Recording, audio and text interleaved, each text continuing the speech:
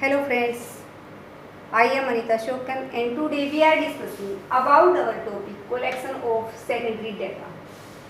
तो हम पहले कर चुके कि सेकेंडरी डाटा होते क्या हैं, जो पहले से ही किसी व्यक्ति किसी संस्था ने इकट्ठे कर रखे हैं। हम तो सिर्फ क्या कर रहे हैं, उनका प्रयोग कर रहे हैं। वो उन व्यक्तियों के लिए थे प्राइमरी डाटा थे और हम क्या कर रहे हैं, हमारे लिए वही डाटा क्या सेकेंडरी, क्योंकि हमने उनको कलेक्ट नहीं किया। उन व्यक्तियों ने अपने उद्देश्य के लिए उनको इकट्ठा किया था, हमें तो सिर्फ पका पकाया माल मिल गया है कि रेडी मटेरियल है, वो तैयार सामग्री है, हमें तो उसका क्या करना, प्रयोग करना है।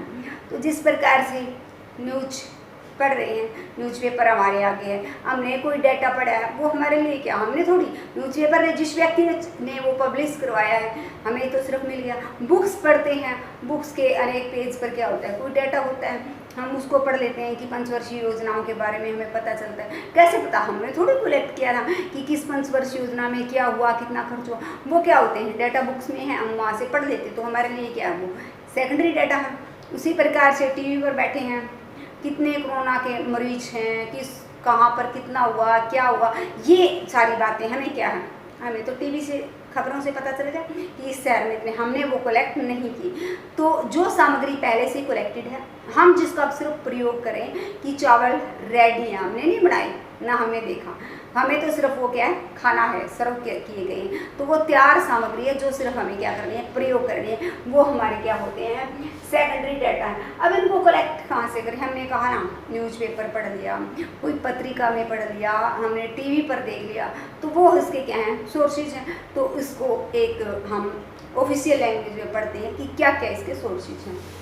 तो सोर्सेज ऑफ सेकेंडरी डाटा हमारा क्या होता है, सेकेंडरी डाटा के क्या क्या सोर्सेज हैं हमारे, तो एक हमारा पब्लिश्ड सोर्सेज हैं और एक अनपब्लिश्ड सोर्सेज हैं। पब्लिश्ड में जो छप चुके हैं, जो विभिन्न व्यक्तियों आयोगों ने छपवा दिए हैं। अनपब्लिश्ड में जो छपवाए नहीं हैं, डाटा कलेक्टेड हैं लेकिन वो कहीं भी पब्लिश नहीं किए गए, छपवाए नहीं गए हैं। तो इसमें हमारा क्या होता है, पब्लिश्ड सोर्सेज में कुछ जो हमारे, जो किसी पत्रिका में, समाचार पत्र में या कहीं भी बुक में कहीं भी छपवा दिए गए, वो पब्लिश्ड सोर्सेज है। गवर्नमेंट पब्लिकेशन तो सरकार के क्या होते हैं, चाहे वो हमारी सेंट्रल गवर्नमेंट है या स्टेट गवर्नमेंट है, उनके विभिन्न विभाग होते हैं, मंत्रालय होते हैं, वो क्या करते हैं, अपने विषय से संबंधित आंकड़े क्या करते रहते हैं, प्रकाशित करवाते रहते हैं। तो उससे हमें क्या है, वो आंकड़े काफ़ी वैल्यूएबल होते हैं, हमारे लिए उपयोगी, हम उनका प्रयोग करते हैं, तो इससे विश्वसनीय भी होते हैं। तो जिस प्रकार से annual survey of industries, industries का एनुअल सर्वे भी, कितनी इंडस्ट्रीज हैं, क्या उनका अप रहा, क्या डाउन रहा, उनसे संबंधित सारे डाटा जो है हमें मिल जाते हैं। आरबीआई बुलेटिन, ये सबसे मेन है कि आरबीआई की बुलेटिन, इसमें आरबीआई की करेंसी से संबंधित सारे जो डाटा वो पब्लिश किए जाते हैं। लेबर बजट है, report on currency and banking है। तो ये हमारे क्या होते हैं, सरकार के जो विभिन्न विभाग और मंत्रालय है, ये अपने अपने विभाग से, अपने अपने मंत्रालय से संबंधित डाटा क्या है, पब्लिश करवाते रहते हैं। हमें वो पब्लिश करवाई हुई डाटा हम पढ़ लेते हैं, तो हमारे लिए वो क्या होते हैं, सेकेंडरी डाटा होंगे। फिर है semi government publication. Semi government publication हमारी क्या है, अर्ध सरकारी भी, आधे वो सरकारी हैं, आधे वो प्राइवेट हैं, वो संस्थाएं हमें क्या करती हैं, डाटा प्रोवाइड करवा देती हैं। जिस प्रकार से क्या होता है, हमारा नगर निगम है, नगर पालिका है, जिला परिषद है, ये हमारे क्या हैं, सेमी गवर्नमेंट इंस्टीट्यूट हैं। तो ये जो हमारे जो अर्ध सरकारी प्रकाशन हैं, इनमें हमारे यही आ गई कि नगर निगम, नगर पालिका, जिला परिषद, ये क्या करते हैं, जन्म मरण से संबंधित आंकड़े हैं, हमारे स्वास्थ्य से संबंधित आंकड़े, शिक्षा से संबंधित आंकड़े, ये प्रकाशित करवाते हैं। तो ये हमें सूचना मिल जाती है, उन्होंने प्रकाशित करवाया और हमारे लिए वो सूचना हमें मिल गई। तो इस प्रकार के आंकड़े ये भी हमारे लिए काफ़ी वैल्यूएबल होते हैं। फिर है हमारा publication of trade association, association संघ कि व्यापारिक संघों के प्रकाशन। तो व्यापारिक संघ में बड़े बड़े व्यापारिक संघ होते हैं, वो अपने जो सांख्यिकी विभाग होता है या उनका जो अनुसंधान विभाग होता है, वो क्या है, डाटा कलेक्ट करता है और उन डाटा को क्या करवा देता है, पब्लिश करवा देता है। जिस तरह से चीनी मिल संघ है, ये चीनी के बारे में भी इस साल कितनी चीनी तैयार हुई, क्या रेट है, ये सारे डाटा पब्लिश करवाता है। तो ये हमारा क्या है, व्यापारिक संघों के द्वारा आंकड़ों का प्रकाशन है। Publication of research institute. तो जो रिसर्च इंस्टीट्यूशन होते हैं वो भी क्या करवाते हैं, जो रिसर्च हुई है उनके परिणाम क्या करवाते हैं, पब्लिश करवा देते हैं। तो अनेक विश्वविद्यालय हैं जहाँ पर रिसर्च होती हैं, तो वो रिसर्च के परिणाम को क्या करवा देते हैं, पब्लिश करवाते रहते हैं। तो अनुसंधान संस्थाएं जो हैं वो भी क्या करती हैं, जब हम अपने रिसर्च के परिणाम प्रकाशित करवाती हैं, तो इनमें से मेन हमारा है इंडियन स्टैटिस्टिकल इंस्टीट्यूट, जो हमारे जहाँ जितनी भी रिसर्च होती है उनके परिणाम क्या करवा देता है, पब्लिश करवा देता है हमें। फिर है हमारा journals and paper. Journals and paper में हमारा क्या आता है, पत्रिका एवं हमारे समाचार पत्र। समाचार पत्र और पत्रिका, तो समाचार पत्र कैसे हैं, इकोनॉमिक्स टाइम्स है, सारे का सारा समाचार पत्र किसमें भरा होता है, डाटा का भरा होता है। टाइम्स ऑफ इंडिया, इसमें भी थोड़े बहुत डाटा तो इसमें भी मिल जाते हैं, लेकिन इकोनॉमिक्स टाइम पूरे का पूरा हमारा डाटा से होता है। तो वहाँ से क्या सप्लाई है, क्या डिमांड है, किस चीज़ की क्या प्राइस है, तो हमें घर बैठे बैठे ही पता चल जाता।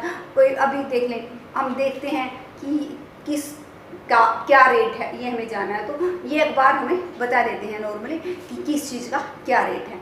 तो इस प्रकार से रेट बढ़ा, रेट घटा, इसकी जानकारी हमें घर बैठे ही मिलेगी, किसके द्वारा, हमें समाचार पत्रों पत्रिका से मिलेगी। तो वहाँ से हमने पढ़ा, वो पब्लिश हो चुके समाचार पत्र में आया या किसी पत्रिका में आया। कॉमर्स है हमारी पत्रिका, उसमें भी सारे है, योजना है। तो इस प्रकार से कई पत्रिकाएं हैं और कोई समाचार पत्र हैं जो हमें क्या करवा देते हैं, डाटा प्रोवाइड करवाते हैं। तो फिर है हमारा पब्लिकेशन ऑफ रिसर्च स्कॉलर। ये प्राइवेट पब्लिकेशन है कि जो प्राइवेट रिसर्चर हैं, जो अपना व्यक्तिगत अनुसंधान करते हैं, वो भी क्या करते हैं, अनुसंधान के बाद अपने जो डाटा हैं वो क्या करवाते हैं, पब्लिश करवा देते हैं। तो हमारे लिए वो भी क्या बन जाते हैं, जो सेकेंडरी डाटा है उसका सोर्सेज बन जाते हैं। फिर है हमारा इंटरनेशनल पब्लिकेशन।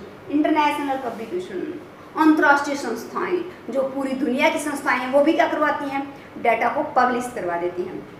WHO है, वर्ल्ड हेल्थ ऑर्गेनाइजेशन, ये भी संसार के बारे में काफ़ी जो इम्पोर्टेंट जो बातें होती हैं उनके डाटा प्रकाशित करवाता है। तो हमें घर बैठे ही क्या मिल जाती है, इन्फॉर्मेशन मिल जाती है।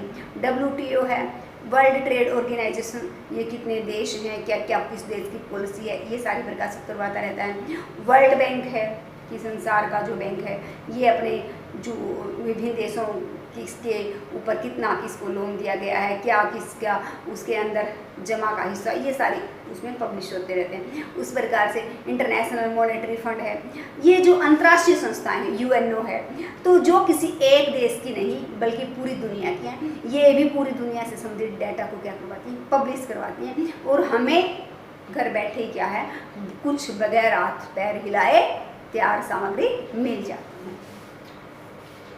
फिर है हमारा, यही हमारा, तो ये हमारे क्या थे, जो सोर्स ऑफ सेकेंडरी डाटा का कौन सा ऐसा था, पब्लिश्ड सोर्स।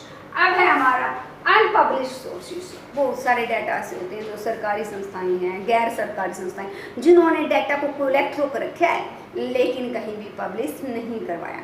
फॉर एग्जाम्पल्स, हम किसी स्कूल में, किसी कॉलेज में, या किसी हम कह दो कहीं भी किसी इंस्टीट्यूट में जाते हैं, वहाँ से हमें छात्र संख्या लेनी है, वहाँ से हमें टीचर संख्या लेनी, तो एक कलेक्टेड है और पहले ही लिखे हुए रजिस्टर में हमें मिल जाते हैं कि टोटल संख्या इतनी है, टीचर्स की संख्या इतनी है, तो वो सारे नाम वगैरह सब कुछ है, लेकिन वो कहीं पर पब्लिश नहीं करवाए गए हैं। इसी प्रकार हम किसी फैक्ट्री में जाते हैं, कितना प्रोडक्शन है, कितना लेबर उनकी संख्या है, तो वो सारी यूनिट्स हमें वहाँ से मिल जाती हैं। हमें 1 सेकंड होता है, गए और रजिस्टर में से हम देख लेते हैं। लेकिन ये वो डाटा है जो अभी भी पब्लिश नहीं करवाए गए, हमें वहाँ से जाकर हमने कलेक्ट नहीं किए, लेकिन वो कलेक्ट उन्होंने कर रखे हैं, रजिस्टर में लिखे हुए हैं, हमने सिर्फ 2 मिनट में उसको क्या किया है, सिर्फ उतारना पड़ा है कि वहाँ से हम लिख कर ले आए।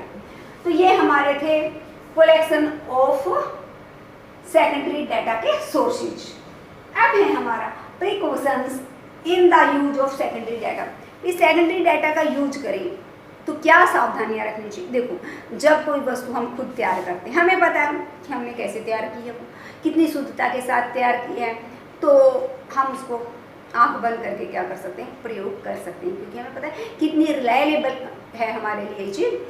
तो जो चीज़ हमारे लिए विश्वसनीय है हम उसको फटाफट से यूज कर लेते हैं, लेकिन दूसरे के द्वारा की तो हम ज़रूर देखेंगे कि बनाने वाला व्यक्ति कौन था। मान लो खाना ही ये चावल तैयार करती है मिड डे मील में, घर से लाया हुआ खाना आंखें बंद करके फटाफट खा लेते हैं, लेकिन वहाँ पर क्या है, आप यूज नहीं करोगे। पहला ये देखोगे कि पानी कहाँ से डाला गया है, दूसरा उन चावल को साफ़ किया गया है या नहीं, तो देखेंगे ध्यान से क्या कोई कीड़ा वगैरह तो नहीं है। तो इस प्रकार से कई चीज़ें हमारे कि बनाने वाली कैसी थी, साफ़ सुंदर थी, हाथ धोए ना धोए, ये सारी बातें हमारे मन में आती, तो उसके बाद जाकर हम क्या करते हैं, उस चीज़ को यूज कर पाए। तो वही सेकेंडरी डाटा की है। तो सेकेंडरी डाटा का जब हम प्रयोग करते हैं तो हम देखेंगे जब ये डाटा प्राइमरी थे तब उनको इकट्ठा करने वाला कौन था, किस उद्देश्य के लिए इकट्ठे किए गए थे, तो ये हमारा होता है। तो पहला तो हम देखेंगे एबिलिटी ऑफ कोलेक्टिव ऑर्गेनाइजेशन, कि जिस संस्था ने ये डाटा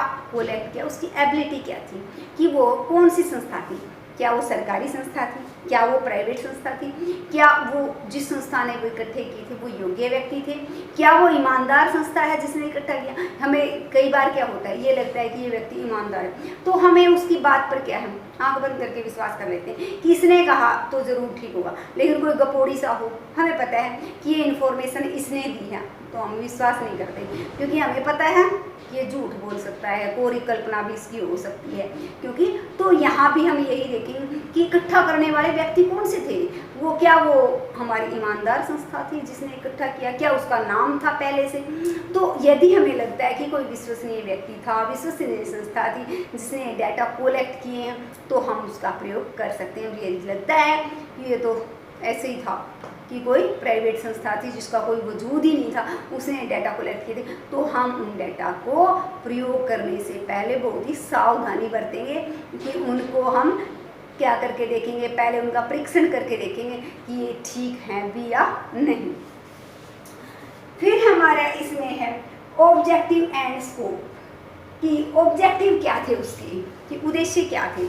उस टाइम जब उन्होंने प्राइमरी डाटा इकट्ठे किए तो उनके ऑब्जेक्टिव क्या थे, स्कोप क्या था, उनका क्षेत्र क्या था, कहाँ से इकट्ठे, क्या उनका ऑब्जेक्टिव और स्कोप वही था जो आज हमारा है, फिर तो हम प्रयोग कर सकते हैं। लेकिन जो आज हमारा ऑब्जेक्टिव है और जो आज हमारा स्कोप है वो अलग है और उनका अलग था, तो हमें बहुत ही सावधानी बरतनी पड़ेगी, क्योंकि आज हमारा ऑब्जेक्टिव क्या है, सिर्फ और सिर्फ स्ट्रिक्टली गवर्नमेंट चाहती है कि लड़के और लड़की का रेशो कितना है, कि हमें वो रेशो को क्या करना है, इंक्रीज करना है, कि लड़की का रेशो कम रह गया, लड़के ज़्यादा हो गए, तो समाज में कई सारी प्रॉब्लम्स का कारण बन जाएंगे। तो ये सरकार स्ट्रिक्टली लागू करना चाहिए। लेकिन हमने वो डाटा लिए हैं जो सिर्फ क्या है, जनगणना के लिए कलेक्ट किए गए थे, वहाँ से सिर्फ स्ट्रिक्टली ये नहीं देखना था, वहाँ तो सिर्फ संख्या काउंट करनी थी भी कितने लड़के हैं, मतलब ये देखना था कि जनसंख्या कितनी है, लड़के और लड़कियों की कुल संख्या देखनी थी। तो वो डाटा हमारा, उनका ऑब्जेक्टिव अलग था, हमारा ऑब्जेक्टिव अलग से, तो हमें काफ़ी सावधानी उसमें बरतनी पड़ेगी। फिर है time and conditions of collection, कि जो डाटा हम कलेक्ट कर रहे हैं उसका टाइम आज क्या है और कल जब किए थे उस समय क्या था, जब प्रयोग कर रहे हैं तो टाइम क्या है, जब कलेक्ट किए थे तो टाइम क्या था। यदि दोनों का टाइम सेम है, उस समय भी हमारा क्या था, शांति थी, आज भी शांति है, तो वो डाटा हम यूज कर सकते हैं। लेकिन उस समय यदि युद्ध था तो वो युद्ध के डाटा शांति के समय में यूज नहीं होंगे। तो उस नॉर्मल कंडीशंस यदि उस टाइम थी और आज भी नॉर्मल कंडीशंस हैं, तो उन डाटा को हम क्या कर सकते हैं, यूज कर सकते हैं। फिर है हमारी एक्यूरेसी, कि वो एक्यूरेसी कितनी थी उसमें। आज हमारा ऑब्जेक्टिव है बिल्कुल एग्जैक्ट हम जानना चाहते हैं, बिल्कुल ज़्यादा एक्यूरेसी, लेकिन जो पहले वाले का ऑब्जेक्ट था उसमें वो नॉर्मल एक्यूरेसी। फॉर एग्जांपल, जिस तरह से हम क्या करते हैं, सब्जी तोड़ रहे हैं या गेहूँ तोड़ रहे हैं, तो हम क्या करते हैं, नॉर्मल एक्यूरेसी, एक मुट्ठी ज़्यादा पड़ेगी तो भी कोई ज़्यादा सा फर्क नहीं पड़ता, थोड़ा बहुत कम ज़्यादा वो तोल देते हैं, कि थोड़ी सब्जी ज़्यादा होगी, थोड़ा झुक गया तो भी कोई फ़र्क नहीं है। उसी प्रकार गेहूँ तोलते वक्त थोड़ा सा एक दो मुट्ठी ज़्यादा पड़ेगी तो भी नॉर्मल एक्यूरेसी होती होंगी। लेकिन यदि हमें सोना और चांदी तोलना होता तो इतनी इतना सा झुकाव क्या कर देगा, उस व्यापारी को बर्बाद करके रख देगा। तो वहाँ पर एक्यूरेसी क्या होती है, ज़्यादा होती है। तो यदि हमारा ऑब्जेक्टिव ऐसा है कि हमें एक्यूरेसी ज़्यादा रखनी है, तो जो नॉर्मल एक्यूरेसी वाले डाटा है वो हमें बहुत ही सावधानी के साथ क्या करने पड़ेंगे, प्रयोग करने पड़ेंगे, वरना वो हमारे प्रयोग के लायक नहीं है। फिर है हमारा डेफिनेशन ऑफ यूनिट, कि जो यूनिट हम प्रयोग कर रहे हैं उनकी डेफिनेशन पिछले टाइम में भी वही होनी चाहिए जो हम आज के टाइम, यदि ऐसे है कि आज के टाइम में जो यूनिट हम प्रयोग करें उनकी डेफिनेशन अलग है, पीछे अलग थी, तो वो डाटा हमारे किसी काम के नहीं। वो डाटा आज हम मन में कर रहे हैं तो उस टाइम भी मन में कलेक्ट होनी चाहिए, आज हम 10 में कर रहे हैं तो उस टाइम भी 10 में, 1000 में थे तो आज भी 1000 में, लाख करोड़ 10 में थे तो आज भी। तो उस प्रकार यूनिट हमारी क्या होनी चाहिए, एक होनी चाहिए, तभी वो डाटा हमारे लिए क्या होंगे, यूजफुल होंगे, वरना उन डाटा का हमारे लिए कोई उपयोग नहीं होगा।